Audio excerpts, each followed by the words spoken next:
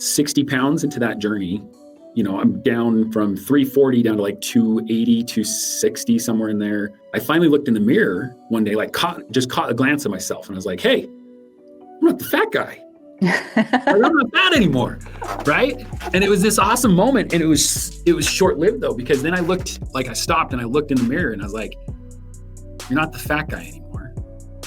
Why do you still hate yourself? Yeah. And that was the moment that I was like, oh, this isn't about the weight. Mm-hmm. The weight was just blocking the view of all the garbage, the crap that I'd been telling myself. And that's when I learned that I was actually living 3 lives. And this is what I talk to guys about all the time. There's 3 lives that a lot of men lead, and they don't even realize it. You got the public life, that's the show, right? Like the big house, the nice job, the beautiful wife, amazing kids, that's the show. Everybody gets to see the show. It's great. The show's awesome. And then you go inside your house and you kick shoes and you yell at people and you don't help and you take from your family.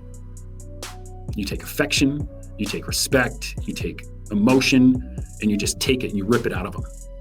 And then there's the 3rd life, and that's the secret life, where you know what kind of asshole you are. And it sits right back here, and it's just this little tiny voice that chirps in your head that you're not worthy, that you're not enough. Don't you dare try, because you will only fail, because that's what you always do. You try and you fail, so stop trying. I had a lot of shame, a lot of self-pity, a lot of self-loathing, and that was when my lowest point, I was done with everything. Done with my marriage, talked to a lawyer, didn't know if I wanted to continue in faith of any kind, didn't know if I wanted to be the father that I needed to be to my kids. I didn't know if I could show up knowing who I'd been. Could I show up every day and look my family in the eye and still expect them to love me? Because how could they possibly love me if I don't love myself? And I battled with that. My wife makes me happy. My kids make me happy. So how could I ever turn my back on them? How could I do that? They are my source of happiness. And I just broke down on a dirt road in the middle of nowhere and sobbed. And then I walked back. And when we got home from that camping trip, I sat my wife down at the kitchen table. I laid out everything, every reason I hated myself. I laid it out on the table and it said, you should hate me for these reasons and you should leave me for these reasons. What'd she do? She looked at me like I was stupid and she said, I know all of that. No. These are secrets. These are secrets. I'm hiding all this from you. And she's like, no, I know all of that. And I still love you. And it broke me. Because how could she know all the reasons that I hate myself and still say that she loves me? How is that possible? But it was the first time that I felt like somebody really knew me, really saw who I was and loved me anyway. And it was the first time I felt permission to love myself. What a gift. Going back to it's about your integrity, right? It's about you deciding who you are and why you're doing these things. Because it's not about the result. It can't be. Right? Because how many people lose 50 pounds for a wedding and then gain it right back? Or I've got a vacation and I lose 30 pounds and I gain it right back because you didn't change who you are. You changed it for an outcome. Right. And so for me, what I decided is, who am I? Right? I can say I'm a husband, but my wife can leave. She knows where the front door is, right? And she knows all the crap. I gave her all the reasons to leave. So she could at any moment choose to leave. My kids will grow up someday and I won't be their dad, I'll be their father. And to me, there's a difference. Once they're grown and out of the house, they are adults. I will always be their father, but I won't always be dad. And so if I'm not always going to be a husband, because that could change. If I'm not always going to be the dad I am today, that could change.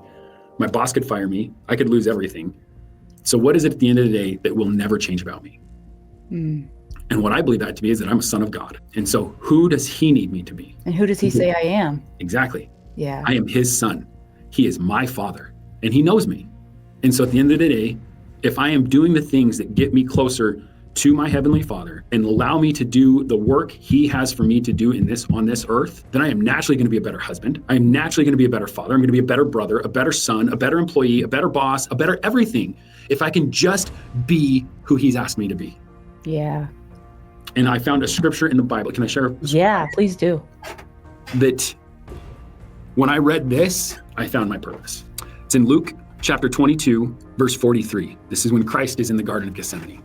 And I didn't ever realize this. Most people don't, they just read over this. In verse 43, so this is right after he says, this is Christ saying, Father, if thou wilt be willing, remove this cup from me. Nevertheless, not my will, but thine be done. So Christ is in his lowest spot. He's asking to not do this. If there's any other way, let it be done, but I will do it nonetheless. And then verse 43, and there appeared an angel unto him from heaven, strengthening him. Christ wasn't alone. In his lowest moment, when he was suffering for me, it was his work to do. No one could do it for him, but he had someone next to him to strengthen him. That's me. I am the angel of strength. Anyone suffering, anyone going through hell, anyone that's doubting, anyone that's overweight, anyone that's done anything, if you need an angel of strength, I'm right here. I'm right here. I will be your angel of strength. That's who God needs me to be. He did not build me to be an ox, to be weak. He built me the way I am built to strengthen other men. And I have to be that. And so when we say, what do we tie it to? Find your purpose. Yeah. Wow. If you're new or watching this as a replay, welcome. We're so glad that you're here. Please subscribe on Spotify, Apple Podcasts, and YouTube, and consider, if you're able, to become a paid subscriber on defenders-live.com. Your support is the only way I'm able to continue doing this labor of love. And also, if you're looking for exceptional firearms and self-defense training, go to defenders-usa.com and look at the calendar to see what's coming to your area this year. Hello, everyone, and welcome to Defenders Live. I am your host, Laura Thorson, and I am super stoked for this interview tonight with Corey Hatch. Corey is someone that I've met over the past few months through some group calls that I've been a part of, and he's been an inspiring leader in the groups that I've been a part of. And so I want to have an in-depth discussion with him today. He is a changed man in many ways, and I think there are a lot of lessons that I can learn and that you can learn alongside me in this journey of his story. So a little bit of background about Corey.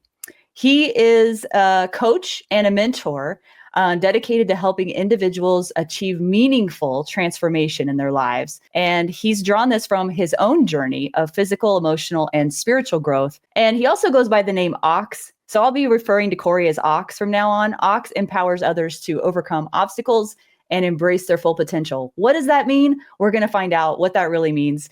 A pivotal moment in his journey was when he realized that the problems in his life were not due to the actions of others, but were his own doing, which sparked a deep commitment to personal accountability and transformation, both of which I can attest to being very important things in my own life. Accountability is huge. And he's now a coach in the ARC Academy and helps entrepreneurs build protection, peace, and purpose in their lives through strategy and leadership. Ox's work focuses on integrating faith-based principles with real-life applications, providing actionable strategies for personal development, family stewardship, and faith-driven leadership. These are all things I am so behind. His approach emphasizes the power of accountability, mindset, and living with intention. So we're going to unpack some of that, and we're going to unpack as much as we can in the short time that we have with Ox tonight. I'm looking forward to it. Let's welcome Ox Hatch onto the show.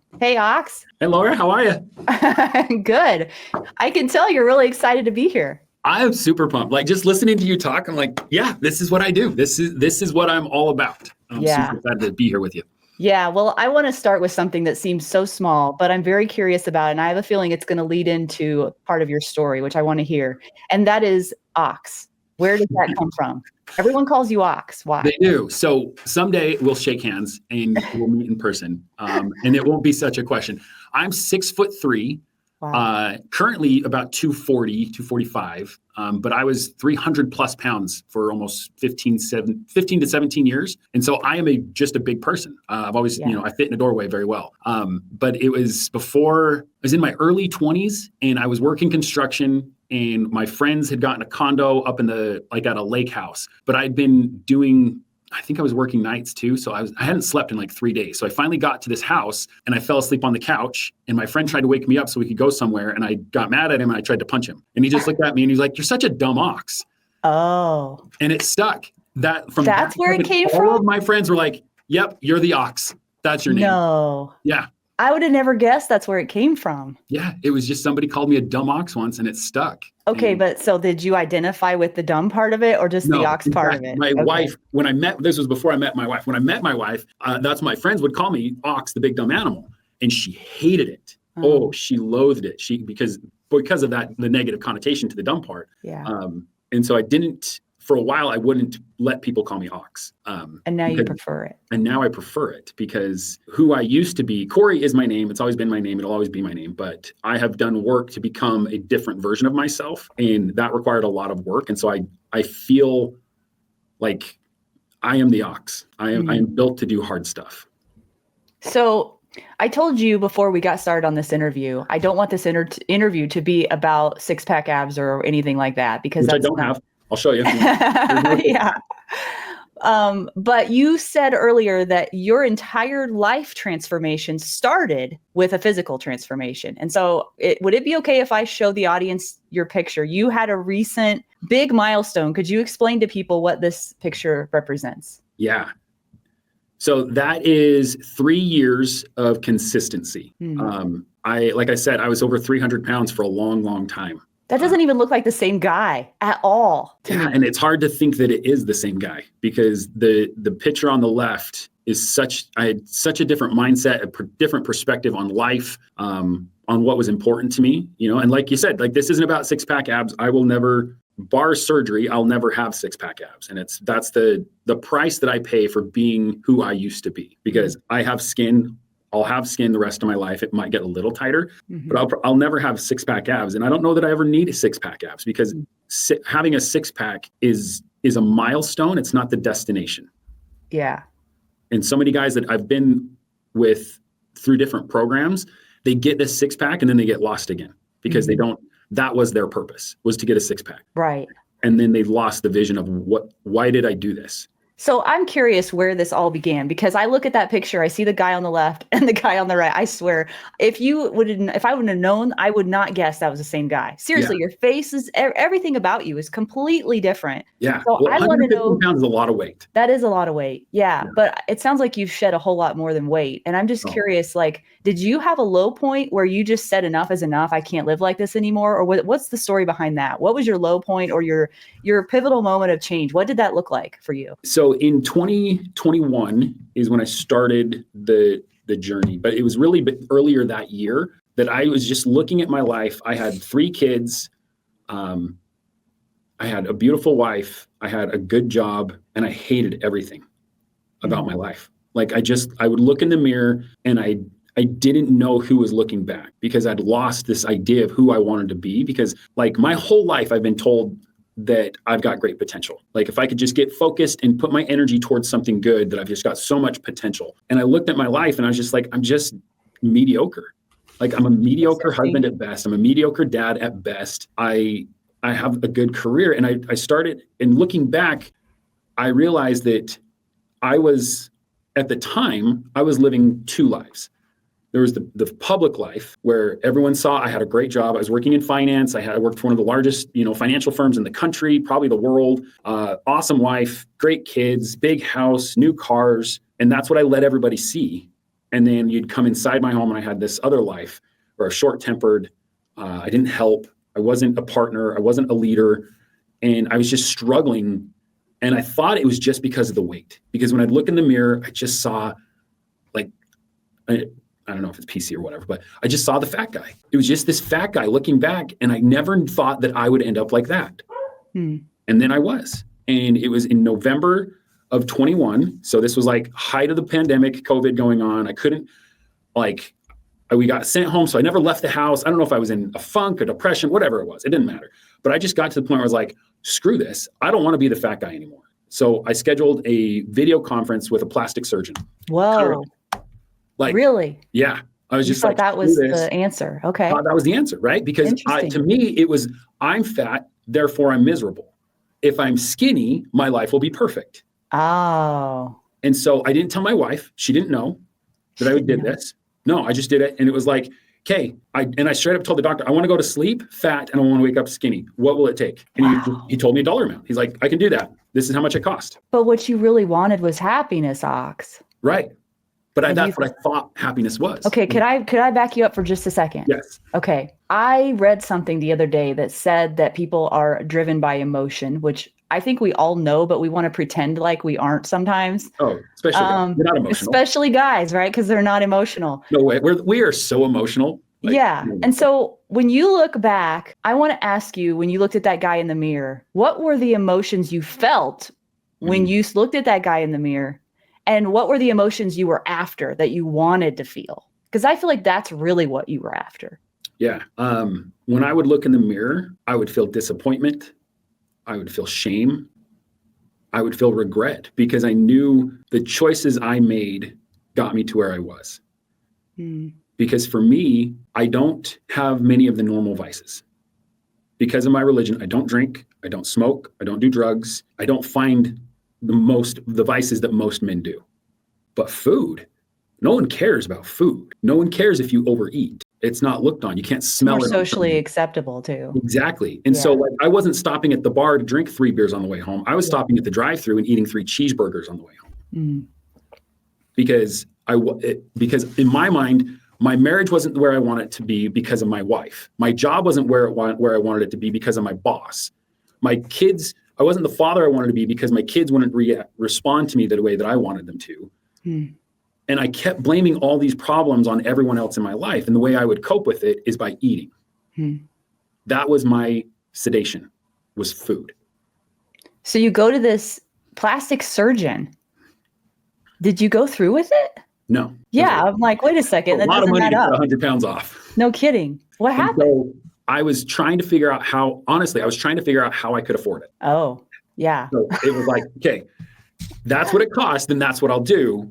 But how do I come up with that amount of money and tell my wife that I'm going to spend it on myself? Wow. And so as I was doing this is mid-November, mid-December, like 4 weeks had gone by, and scrolling on the gram, and a buddy of mine from Colorado has a before and after, and he's got 6-pack abs.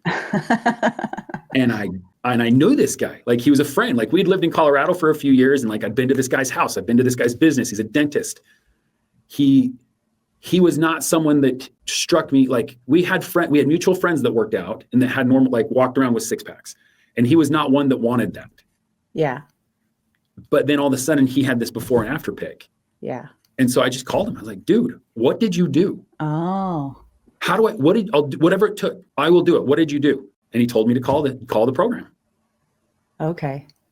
And so I called the coach and was like, this is where I'm at. I don't think your program's going to work. Straight up told him, it's not going to work on me. It worked on Brian and it's worked for every other guy that you've posted. Things don't work for me.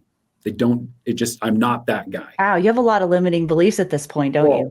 Every bit of it. Yeah. And what was cool about that conversation is he didn't sell me. He didn't say, but I'm different, but my program's different, but my things are different. My guys are different. He said, give yourself another chance. Give yourself one more chance. So he didn't make it about him. He made it all about me. It was my responsibility to give myself one more chance. It was my responsibility to do the work. How did that make you feel? Were you like, oh, but it's not my fault? Right. Well, I was like, all right, I'll give myself one more chance. Like I was still super skeptical. And then I had to go still tell my wife because his program wasn't cheap. And so I went and told Melissa, I said, these are the 2 options. I talked to a plastic surgeon. He wants X. Or this fitness guy wants X and I have to do the work. Do you know what she said to me? Don't waste our money. Wow. That was the confidence that my wife had in me. Now I took it as, if you're going to do it, don't waste our money. So I went and did it. But looking back, I'm pretty sure she just told me not to waste money on either one because neither one was going to fix me. So what were the first steps? I'm just curious because obviously you had a lot of mindset work to do. And through this physical process that you went through, right? I'm sure you learned a ton about yourself. That's been my experience anyway. Oh, yeah. You know, I've been on my own journey for probably a year and a half. And I think the biggest, hugest blessing and gift that I've received from holding myself accountable, having discipline, doing things even when I don't feel like doing them, when I know they're the right thing to do, keeping promises to myself when I say I'm going to do something, those have reaped the most benefits for me that are far beyond any physical attribute I could ever ask for. It's like, it feels like the physical just kind of comes along for the ride, but the real lessons are learned in those moments of being uncomfortable and wrestling with myself in those moments. Cause I come to the gym sometimes with a really bad attitude, but I'm still there and I still do the work. And in the past, what I would do is just be like, I don't feel like it. I'll make an excuse or whatever, justify it away. And so did you have to wrestle with those same things when you were going into this? Not initially, because initially I was so lost and so just lost is the right word. I was just so lost that I just needed somebody to tell me what to do. Oh, okay. And so with instruction, I've taken in the last couple of years, I've taken, a dozen personality tests, and every one of them, like, I don't, whether it's a trailblazer, you call it what you will. Like, I need 80% of a plan, and then you point me in the right direction and I will be the ox. Like watch out because I'm going to plow through. Yoke you up. Yeah. Right. And so, but I just need direction and 80% of the plan. Okay. And once I have that, like, I'm unstoppable. Yeah. And did you know that beforehand, or did you learn that? You learned that. Yeah, I've learned that because I never really had any direction because I never sought it out. I would just bump around. Like, I got into finance. Like, I've been a licensed broker. Like, I've had my real estate license. I've had my, all the different financial licenses, and I just kind of bumped around and stumbled into stuff. But everything I tried, I was pretty good at. Yeah. But I just never had anybody say, hey, if you just do these things, your life's going to be so much different. Yeah. And maybe they did, and I was just too stubborn, which is very possible. Yeah. Yeah. I mean, you're not known to be stubborn at all, are you? No, because an ox isn't stubborn at all. Of course not. No. We just need a very direct line. So what were some of the transformations you had to overcome? Like, you're in this physical process, but I'm curious, what were some of the transformations you had with your mind, with yourself, like in that internal struggle? What did that look like as this went on? So I had really great success with losing weight, and it was pretty quick. Like, I started in December. By September the next year, I was down 230, like 100 pounds, 110 pounds in less than a year. Wow. So that was pretty quick. And for me, that was just a lesson in, if you don't know how to do something, find someone who does and listen to them. Yeah. And so that was a big lesson. But what ended up happening is, about 60 pounds into that journey, I'm down from 340 down to like 280, 260, somewhere in there. I finally looked in the mirror one day, like caught a glance of myself. And I was like, hey, I'm not the fat guy. I'm not fat anymore. Right. And it was this awesome moment. And it was short-lived though, because then I stopped and I looked in the mirror and I was like, you're not the fat guy anymore. Why do you still hate yourself? Yeah. And that was the moment that I was like, oh, this isn't about the weight. Mm-hmm. The weight was just blocking the view of all the garbage, the crap that I'd been telling myself. And that's when I learned that I was actually living 3 lives. And this is what I talk to guys about all the time. There's 3 lives that a lot of men lead, and they don't even realize it. You've got the public life. That's the show, right? Like the big house, the nice job, the beautiful wife, amazing kids. That's the show. Everybody gets to see the show. It's great. The show's awesome. And then you go inside your house and you kick shoes and you yell at people and you don't help and you take from your family. You take affection, you take respect, you take emotion, and you just take it and you rip it out of them. And then there's the 3rd life, and that's the secret life, where you know what kind of asshole you are. And it sits right back here, and it's just this little tiny voice that chirps in your head that you're not worthy, that you're not enough. Don't you dare try, because you will only fail, because that's what you always do. You try and you fail, so stop trying. Dang. Yeah, I don't think that's just guys. No, right. And I'm sure women feel it too. I'm a woman, so I don't know. That's powerful. Right. That's spitting some truth there. I realized that there was the 3 lives I was living. What do you do with that though? Oh, beat yourself up. I I had a lot of shame, a lot of self-pity, a lot of self-loathing, and that was when my lowest point, like I was done with everything. Mm. Like done with my marriage, talked to a lawyer, Wow. didn't know if I wanted to continue in faith of any kind, didn't know if I wanted to be the father that I needed to be to my kids. Like I didn't know if I could show up knowing who I'd been. Could I show up every day and look my family in the eye and still expect them to love me? Because how could they possibly love me if I don't love myself? And I battled with that. And I talked to a lawyer about divorce, and we were out camping. My family's got some property in southern Utah, and we were out camping one time. And I went for an early morning walk in like middle of nowhere, like not kidding, no one around for 10, 20 miles out in the forest. And I just started praying, and like not just praying, like screaming at God, because I was so hurt, so broken of what do I do? How do I do this? And I just asked God, what is it you want from me? Mm. And I felt the answer was, I want you to be happy. And I was like, okay, but I'm not. What makes me happy? And the only thing that popped in my head was my wife. My wife makes me happy. My kids make me happy. So how could I ever turn my back on them? How could I do that? They are my source of happiness. And I just broke down on a dirt road in the middle of nowhere and sobbed. And then I walked back. And when we got home from that camping trip, I sat my wife down at the kitchen table, and I said, these are all the reasons you should leave me. And if you walk out the front door, I will support you and I will love you. But that secret life that I was living, I laid it out on the table. Mm. I'm a jerk. I'm short-tempered. I'm a complete ass to you. I'm not nice to the kids. I laid out everything, every reason I hated myself. I laid it out on the table and it said, you should hate me for these reasons and you should leave me for these reasons. What'd she do? She looked at me like I was stupid and she said, I know all of that. Like, no. These are secrets. These are my dark secrets. I'm hiding all this from you. And she's like, no, I know all of that. Mm. And I still love you. And it broke me. Mm.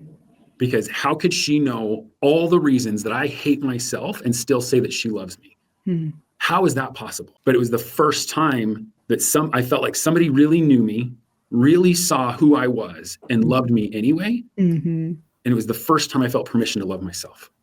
What a gift. She's pretty awesome. She is pretty awesome. Wow. Whew. So what I'm hearing you say is you gave yourself permission to tell the truth. Mm-hmm. Maybe for the first time in a long time. Probably the first time ever. That's pretty big. Yeah. That's pretty big. And that's part of the lie though, right? Is because that secret voice that you hear in the back is like, oh, nobody knows this. Yeah. They all know. Everyone knows. Like it's such crap. Like you're not hiding anything from anyone. Yeah. You think you are. Yeah. But that's part of the lie. So part of your transformation then it sounds like was just being honest and facing that head on. Yeah. And then did you have to basically retrain yourself in some way to know the actual truth, which is, I am worthy. I can do this. I choose not to listen to those voices. Did you ever, what did that look like? I'm sure that was a process. It was. It's a never ending process, by the way, from my experience. It is. It's a never ending process. But what I have learned is that when you start to show up consistently, your behavior becomes your proof. Mm-hmm. To yourself. To yourself, right? Yeah. That's the proof. That's what it has to start with. Like, the lie can tell me you're never going to change anymore, right? You're only going to fail. Why try if you're ever going to fail? Like, well, I lost 115 pounds. I didn't fail that, mm-hmm. right? Mm-hmm. Like, I didn't get divorced. Mm-hmm. My wife and I have like the best marriage we've ever had. Mm-hmm. And so like all those lies that come up and it's like, they still come. It's still like, hey, you're a jerk. Well, I know I'm a jerk though. That's the thing. I don't think you're it's not a surprise anymore. I'm not trying to hide that. I know I'm a jerk. Like, right? Like that's the thing about darkness. As soon as you like a darkness or lies or whatever it is, like shine light on it. Yeah. And what happens to darkness? It goes away. Yeah. right? Like, Or it fades. lean into the dark. It's Lean not into as the light. dark. You're like, Yeah, lean into it. lean into it, right? Like, Yeah. oh, you're not worthy. You're right. I'm not worthy. Like, that voice that tells you can't do something. Yeah, I probably can't, but I'm going to do it anyway. I'm going to lean into this. Whatever doubt I have will not stop me from doing it. I may fail. I don't know. And I won't know unless I try. That's true. So I have a question for you. From my experience, I've learned that if I'm not sure what my next step in my journey is, whether it's spiritual, emotional, mental, or physical, all I have to do is think about the things that scare me. Right. The thing that I don't, well, I'll do everything, but that right there is a little bit ouchy for me. Yep. And what I've also learned is just because that thing is scary to me, whatever it is in whatever area of my life, doesn't mean I have to tackle it all at one time, right? I can lean into it kind of because some of that stuff is really, really difficult and scary.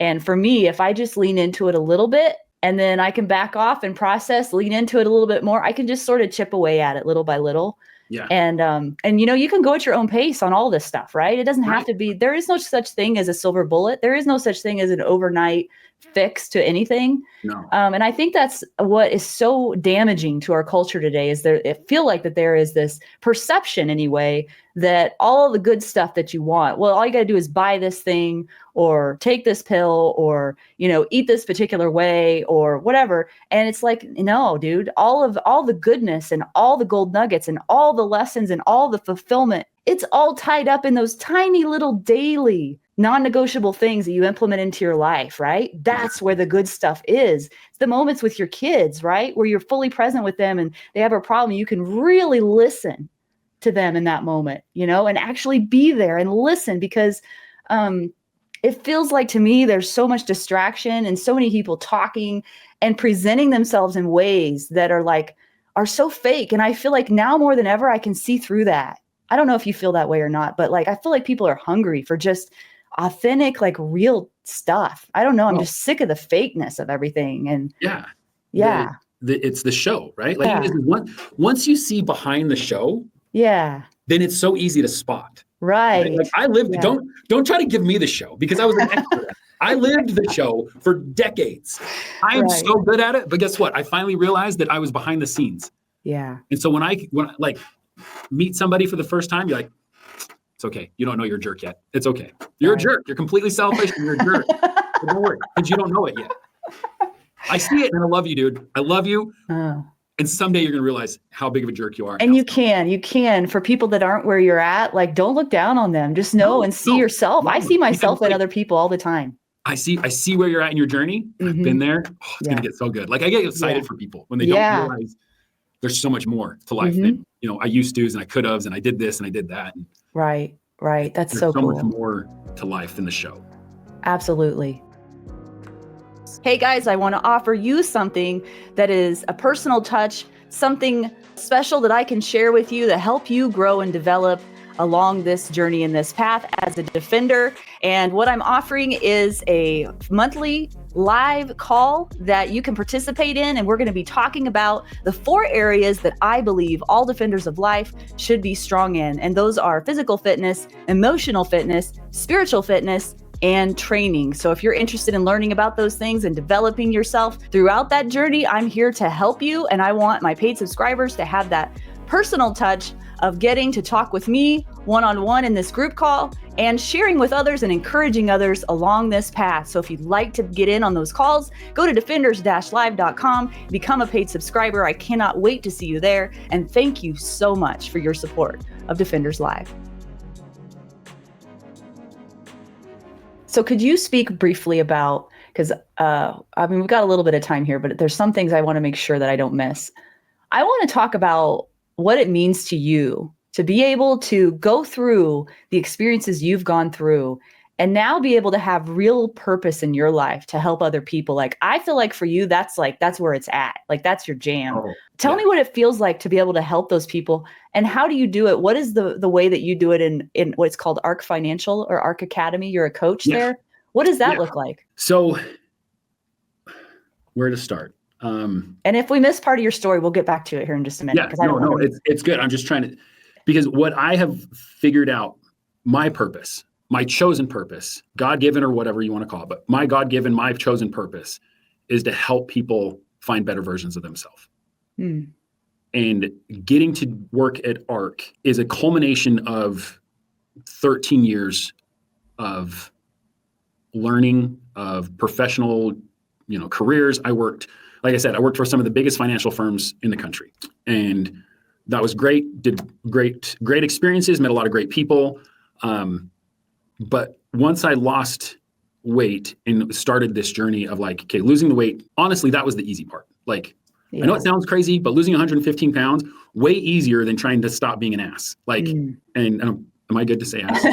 It's fine. I can beep it out. Okay, good. I'm sorry if you have to use a lot of beeps. But the thing is, so I was working, huge financial firm, commercial, doing all this stuff, massive accounts. And the coach that I had at the time that helped me kind of start this whole transition, I went to him and I was like, hey, I got to tell other guys. Because there's like, I told him this wasn't going to work. And I proved myself wrong. It worked, right? I lost the weight. I realized that I wasn't the man who I wanted to be. And I stopped looking at everybody and blaming them. And I realized it's all me. If my marriage is crappy, it's my fault. If my job sucks, it's my fault. If my kids are awful, it's my fault. It's all on me. And I got to tell every other dude out there that's 350 pounds that thinks that they can't change, I have to figure out a way to tell them they can. I have to. And he was so cool because he's like, okay, start your own program, start your own coaching program.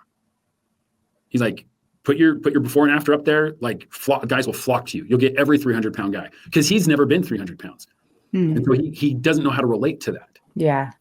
And so I was like, okay. He's like, or I want to grow this thing. Help me grow it. Come work for me. And I was like, done. Are you kidding? Let me help you. Let me take your message and what you did for me and shout it from the rooftops. And so I started working with him part-time because it was like a year after COVID. I was working remote. My job was supposed to be 40 hours. Let's be honest. I was working 15 maybe. So I had a lot of time on my hands. I was home alone and I started making just like answering DMs for him in Instagram. And we got it growing and we got it growing. And we went from like 100 guys when I started doing that. In a year, I think we were almost at 700. Wow. Like we grew it, we blew it up. Wow. And it was amazing. And it got to a point where my worlds were colliding because I was spending so much time helping guys and talking to them on the phone and doing all that stuff to where my normal job, my career, my salaried career position was getting put on the back burner. And my worlds were colliding. And he was like, hey, I need you full time, man. Like, what will it take for you to quit this job? And I gave him the number and he's like, I'll make it work. So I went to my wife. I was like, hey, I want to quit this Fortune 10 company, this salary position, and go work for this dude on Instagram. What do you think? And she was like, if you would ask me that 6 months ago, I would have slapped you silly. That's dumb. She's like, but if you're going to take a chance and if you can help men do what you've done, you have to try. And that's like, it gave me so much confidence that I'd earned that trust back. Because one of the things I talk to guys about all the time is the walls between you and your spouse, and it's brick walls, and we lay every brick. And whether it's a lie, whether it's I'm going to go to the gym and I don't go, there's a brick. Hey, I forgot your birthday. There's a brick. Hey, I need this from you. There's a brick. And as men, we build these brick walls around our wife, and they go up pretty quick. They don't come down very quick. And so for her to take a chance on me like that, knocked down some pretty thick walls. And so I went to work for this crazy guy on Instagram and it was awesome and it was hard and it was back and forth with me and him on how we thought things should be run or how things should be compensated. But it was one of the best learning experiences I've ever had because it gave me a chance to walk away from something very safe and secure and take another chance on myself. And I did. And then because of that, I got introduced to the owner and founder of ARC, where I currently work. He got referred to be a client, to come join our fitness program. It was a 15-minute call. And he was like, it was supposed to be 15 minutes real quick of like, hey, this is what we do. Are you interested? And it turned into a 90-minute conversation about life.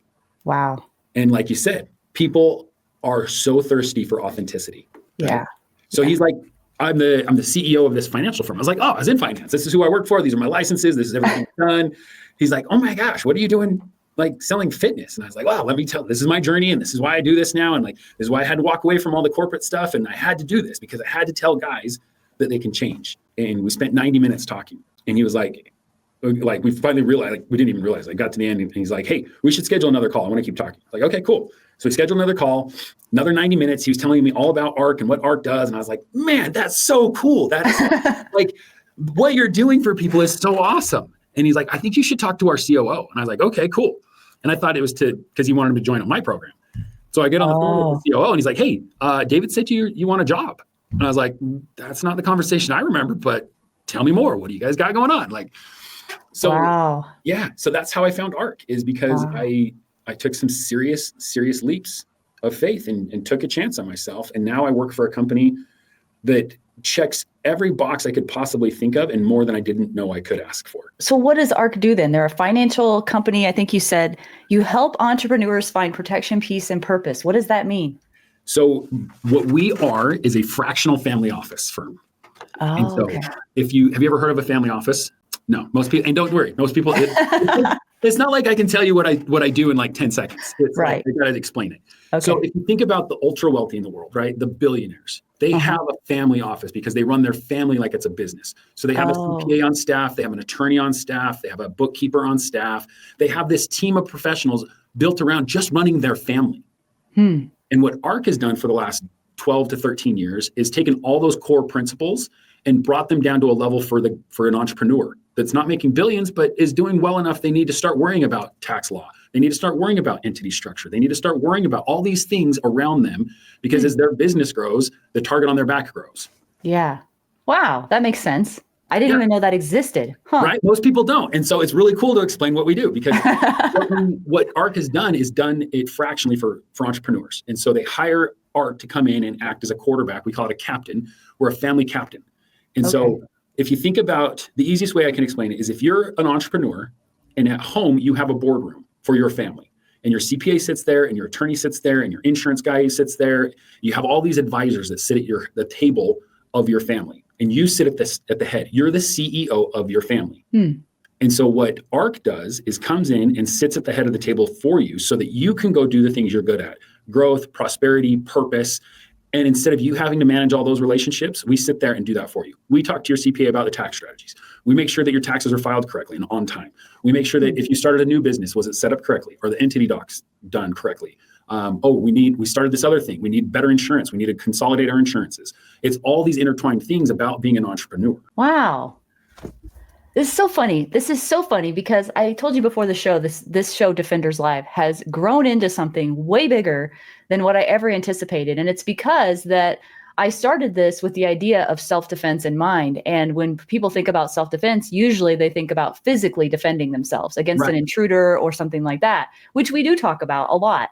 But I've learned that there should be defense of finances and defense of your health and defense of your spirit. Absolutely. Spiritual defense is a thing too. And so I love bringing people on from all walks of life, right? They come from all different kinds of backgrounds, to help us learn about all of these different parts of defense, I guess. And especially in a family, these are all things I think we all should be looking at holistically of defense, especially in the world we live in now. So like what you do this is new. I love it. And I do too. That's why, like, when David originally was telling me about it, I'm like, this is so cool. Like the firms that I worked for, we had a family office offering, but what's it like to get into the last company I worked with, to work with their family office, you had to have $250 million of investable assets as an entry point. Yeah. That was just to get a conversation with them. Wow. And so, but all the principles, all the standard operating procedures that those firms use, they can be applied to everyday entrepreneurs. It's just they don't know how. There's not an education for that. Right. And so that's what we were trying to build. And so what they brought me in to do is, I had the finance background, so I understand it all. I had the coaching background from working with the fitness guys.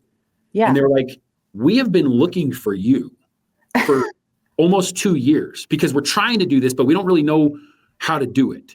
Wow. So would you, we don't have we're creating this position for you. Like they created it for me. They brought me in and they're like, this is our idea. Go make it work. I love that. And that's what I've been doing for the last 18 months is making it work. And we've got to a point where we have a program where it's not just for the entrepreneurs that need somebody to come in and do it for you.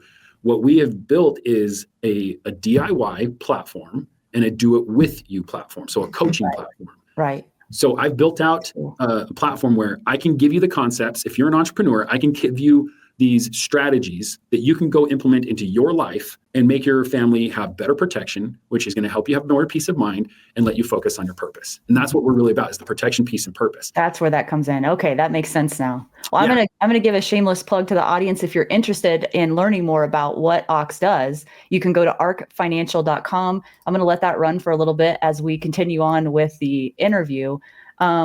What did we miss before we wrap up here? Is there anything that we missed about your story that is really meaningful that you want to make sure you get across to people regarding what you've learned and how you've transformed? I can tell just by listening to you, Ox, your level of enthusiasm for life is through the roof. Like, it's inspiring. It is like, this is not just, it's written all over your face. I mean, when I think about the picture that we put up earlier and who that guy was, like, oh, I'm just so happy for you. I'm happy for your family. I'm happy for your wife. Like, you are changing your family generationally is what you're doing, Ox, by the work you've put in and the willingness to lean into the uncomfortable, hard things that you didn't want to face and just being honest and telling the truth. Like, you're leading for other people. You're inspiring other people to go down that same path. And like, that's not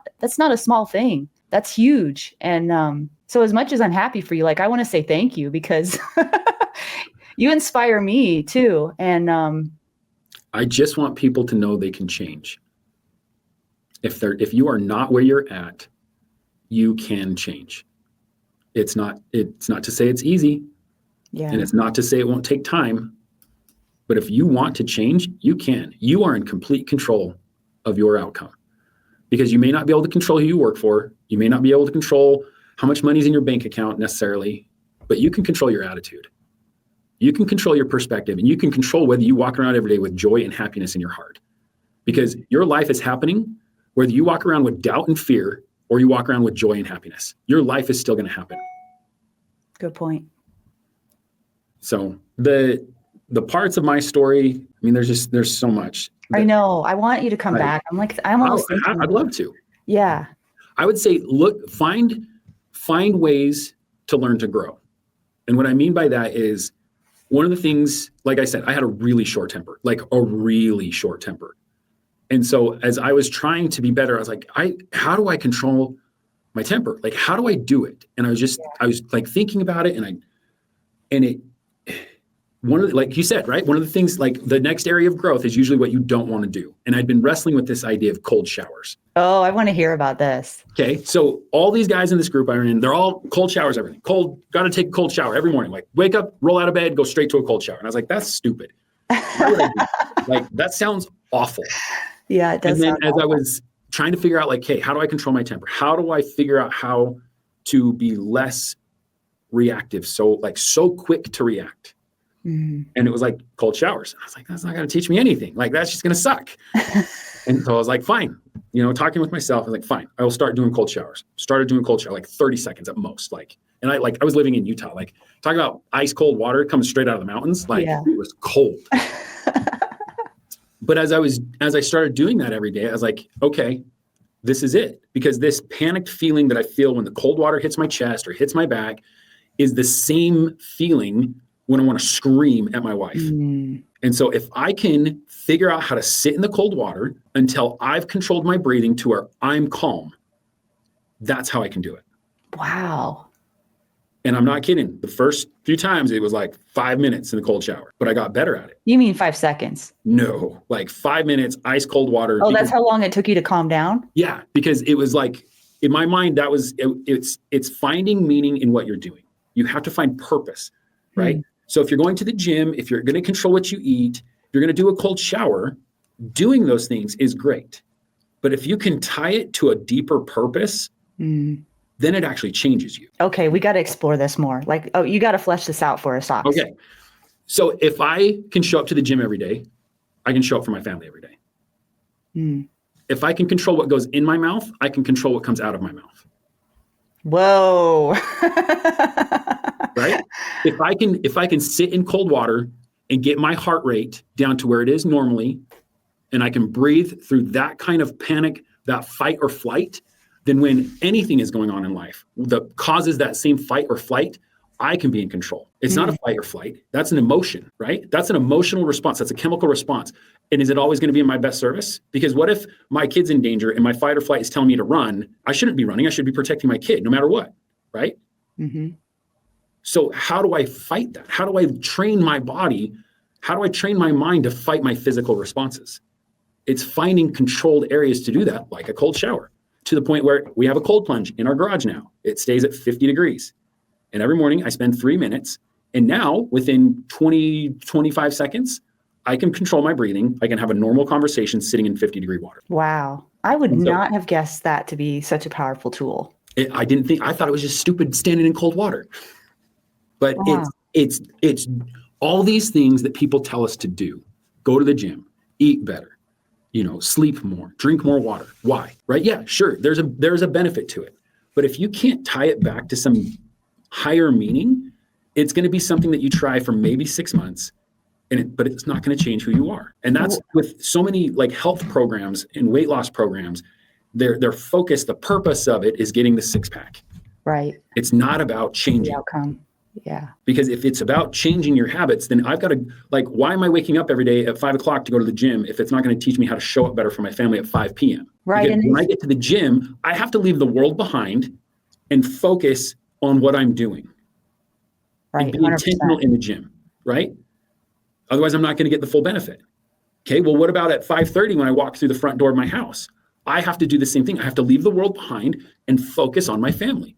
I have to focus on a conversation with my wife just like I do a squat, because I can put 400 pounds on my back and be distracted and hurt myself. Mm-hmm. Okay, well, what if I'm home and I'm distracted from my wife and she leaves because it was the last straw? It's the same idea.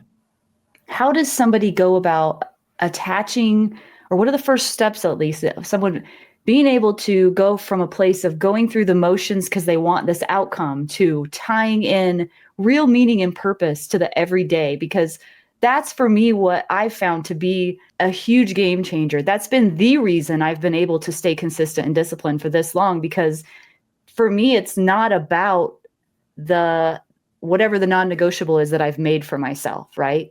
It's not about the thing. It's more about my integrity. It's about who you are. Yeah. And can I share something real quick? Please do. When I first started on my fitness journey, I went through these 3 phases, and I describe it as the first phase was, you talked about the voices, right, in the back of your head. The first phase for me was just fighting through the voices that told me, who do you think you are? And then once I had done the thing enough and I had proven to myself enough that the voices were all lies, then I moved into a second phase, which was the voices weren't as loud, but there was another voice, which was this fear of reverting back to where I'd started. Like, oh my God, I've got to hang on to this so tight because I'm not sure I really believe that's who I am. And if I let go of that, I'm going to revert back to where I started, right? And I just kept plugging along and plugging along and plugging along. And then the third phase then came, and it was really slow. It's not like all of a sudden there's this big epiphany of, yeah, this is just what I do and who I am now. And I've fully integrated that into my belief system and my self-image. And so, but that takes time. And is that kind of what you're talking about, or? So there's two things with that. So 2 things. The first one is going back to it's about your integrity, right? It's about you deciding who you are and why you're doing these things. Because it's not about the result. It can't be, right? Because how many people lose 50 pounds for a wedding and then gain it right back?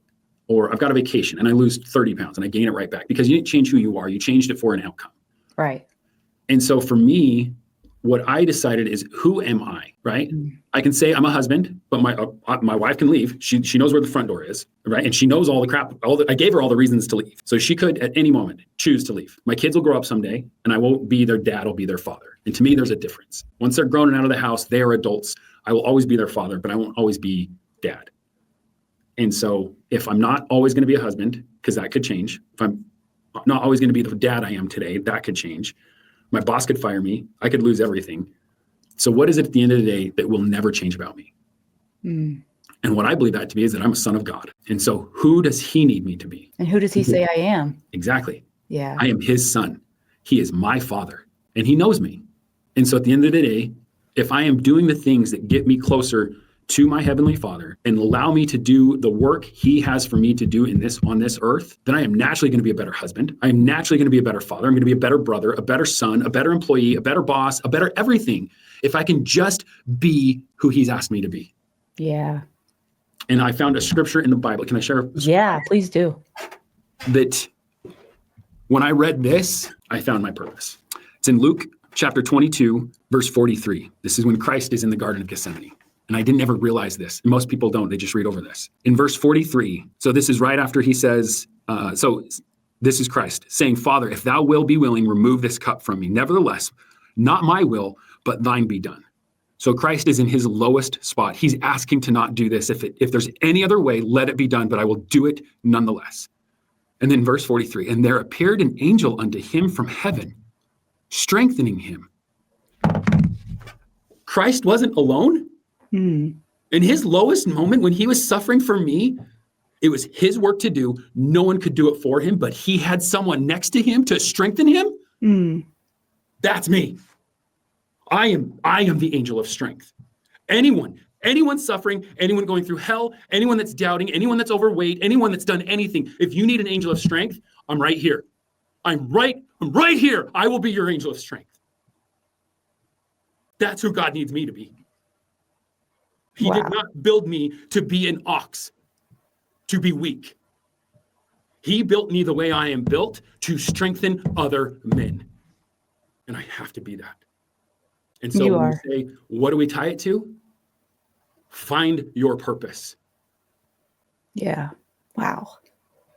Sorry, I'm passionate. I freaking love it. I love it. I am so, that has really got me. Ox, you are a very unique and blessed individual. Blessed indeed. Yeah.